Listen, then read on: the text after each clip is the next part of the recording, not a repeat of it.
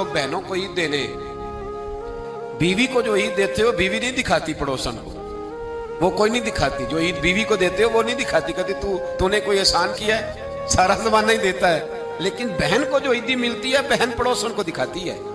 वो रखी होती है उसने चौक में, कहती मेरा भाई दे गया है, वो दिखाती है, उसके अंदर दर्द होता है। तो जो तू बेटी को देगा ना, बेटी को, और बेटी तो तेरे पुराने कपड़े भी संभाल के रखती है।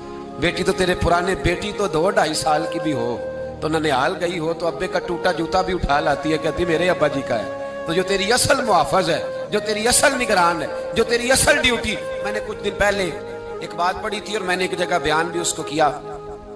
मुझे किसी दोस्त ने मजमून भेजा, कहने लगे साहब पढ़िएगा। उस मजमून में अजीब बात लिखी थी, एक शख्स का इंतकाल हो गया, तो वो एक शख्स का पार्टनर था, कारोबार करता था, बड़ी अच्छी उनकी दोस्ती थी, ताल्लुकात थे।